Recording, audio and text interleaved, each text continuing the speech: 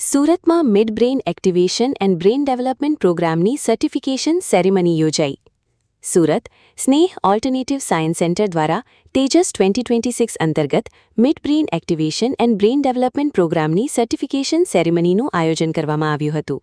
આ પ્રસંગે MH ક્લાસીસના founder યોગિનીબેનના સહયોગથી સ્નેહ ઓલ્ટરનેટિવ સાયન્સ સેન્ટરના 40 બાળકોને કાર્યક્રમ સફળતાપૂર્વક પૂર્ણ કરવા બદલ સર્ટિફિકેટ એનાયત કરવામાં આવ્યા હતા. કાર્યક્રમમાં સ્નેહ ઓલ્ટરનેટિવ સાયન્સ સેન્ટરના founder and director doctor Snehal પાંડ્યાએ જણાવ્યું હતું કે બાળકોમાં ફોકસ, કોન્સન્ટ્રેશન, મેમરી, કોન્ફિડન્સ અને ઓવરઓલ બ્રેઇન ડેવલપમેન્ટ વધારવાના હેતુથી આ કાર્યક્રમ તૈયાર કરવામાં આવ્યો છે.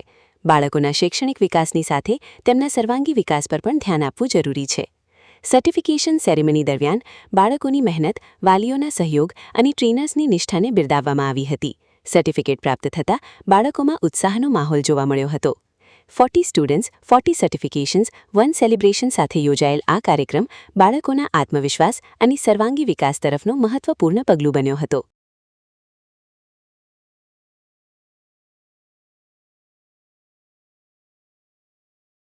મારું નામ છે ડૉક્ટર સ્નેહલ પંડ્યા, ફાઉન્ડર અને ડાયરેક્ટર સ્નેહ ઓલ્ટરનેટિવ સાયન્સ સેન્ટર. બેન, આજે શું કાર્યક્રમ રાખવામાં?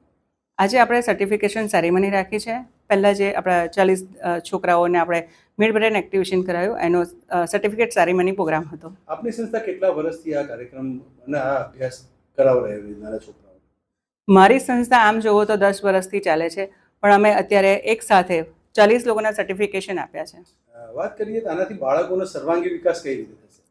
મિડ બ્રેઇન અને બ્રેઇન ડેવલપમેન્ટ પ્રોગ્રામથી બાળકોમાં જે અત્યારે તમે જોતા હશો કે વાંચીને ભૂલી જાય છે, કોન્સન્ટ્રેશન નથી કરી શકતા, લેક ઓફ કોન્ફિડન્સ હોય છે, તો મિડ બ્રેઇન પ્રોગ્રામ કર્યા પછી બાળકોમાં જે મેમરી પાવર છે તે વધે છે, કોન્સન્ટ્રેશન વધે છે, ફોકસ વધે છે અને કોન્ફિડન્સ પણ આવે છે. અત્યારના સમયમાં આને કેળવી જરૂરિયાત તમે અનુભવી રહ્યા છો? હું તો કહું ઈચ અને એવરી બચ્ચાએ કરાવવું જોઈએ. બિકોઝ ઓફ ડિસ્ટ્રેક્શન બહુ જ બધું છે અને ફર્સ્ટ કે મોબાઈલ આવી ગયો છે અને મોબાઈલના લીધે બચ્ચાઓ ડિસ્ટ્રેક્ટ બહુ થઈ ગયા છે. પહેલાના જમાનામાં એકાગ્રતા અને અત્યારે એકાગ્રતા બે બચ્ચાને તમે જે જોયા હશે તમારા પોતાના અનુભવ પ્રમાણે, તો કઈ રીતે મૂળવો છો? પહેલાં છે ને આટલું બધું એ લોકોની પાસે ડિજિટલ ગેજેટ્સ હતા નહીં અને અત્યારે કંઈ પણ એ લોકોએ સર્ચ કરવું હશે ને તો ડાયરેક્ટ એ લોકો ગૂગલ પર જઈને ડાયરેક્ટ સર્ચ કરે છે. જ્યારે આપણે પ્રેક્ટિકલ કરવું પડતું, કોઈને પૂછવું પડતું હતું, અત્યારે એ લોકોને એ માધ્યમ કહેવાય કે ભાઈ છે જ નહીં. પહેલાં તમારે કોલ કરવો હતો તો તમારી પાસે હશે કે ભાઈ આપણે પહેલાં ટેલિફોન હતા અને બધા ફેમિલીવાળા સાથે બેઠા હોય. અત્યારે એ મોબાઈલ ગમે ત્યાં હોય, તમે એને પૂછશો કે ક્યાં છે તો કહેશે કે હું અહીંયા છું. આનો જે કોર્સ કેટલા વર્ષથી કેટલા વર્ષ સુધી આપ કરાવો છો? અમારા 2 કોર્સ ચાલી રહ્યા છે. એક છે 5 થી 15 વર્ષના બચ્ચા માટે અને બીજો કોર્સ છે 15 થી 20 વર્ષના બચ્ચાઓ માટે. અચ્છા, આનાથી શું ફરક પડ્યો? તમે જે શીખવાડી રહ્યા છો એ છોકરાઓને પહેલા જ્યારે પહેલો દિવસ હોય તમારી ક્લાસમાં આવ્યો અને જ્યારે અત્યારે સર્ટિફિકેટ સુધી પહોંચ્યો, કેવું અનુભવ્યા? શું ફરક લાગ્યો? એકચ્યુઅલી પેરેન્ટ્સ આના વિશે તો વધારે કહેશે, કારણ કે આપણી પાસે પેરેન્ટ્સના પણ સારા એવા ટેસ્ટિમોનિયલ છે, પણ પેરેન્ટ્સ જે કહેતા હોય એ હું તમને કહું છું કે બચ્ચા પહેલાં મેમરી પાવર એટલો નહોતો, વાંચીને ભૂલી જતા હતા, કોન્સન્ટ્રેશન નહોતું થતું, શાંત નહોતા બેસતા.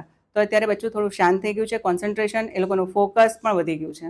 આમ જોવા જઈએ તો વડીલો સાથે પરિવાર રહેતો બહુ ઓછું મળતું છે, પણ જે રહેતું હોય છે એમાં તોફાન કરવું એ છોકરાનો હક છે એવું દાદા દાદી કહેતા હોય અને તમે એને અટકાવવાની વાત કરો. શું કરો? ના, અમે અટકાવવાની વાત કરતા જ નથી કે બચ્ચાઓને તોફાન કરવા દો. તોફાન ના કરે તો પછી ક્વેશ્ચન માર્ક આવવો જોઈએ. પણ ઘણીવાર એવું હોય છે કે એટલે પેરેન્ટ્સ થાકી જાય છે, બા દાદા પણ થાકી જાય છે કે બેટા હવે અમારું કહેલું સાંભળ. પહેલાં આપણે પણ તોફાન કરતા, પણ આપણે બા દાદાની સામે બોલતા નહોતા, રાઈટ? અત્યારે બચ્ચાઓ તરત જ બા દાદાને પણ કહેવાય કે રિસ્પેક્ટ નથી આપતા, પેરેન્ટ્સની સામે બોલે છે, ટીચર્સને પણ ઇવન બોલી દેતા હોય છે. તો અમે એવું લોકો નથી કહેતા કે ભાઈ તમે તોફાન ના કરશો, પણ અમે અહીંયા સંસ્કારનું પણ સાથે સાથે સિંચન કરીએ છીએ કે what is good, what is bed. દાદા દાદી માટે કઈ?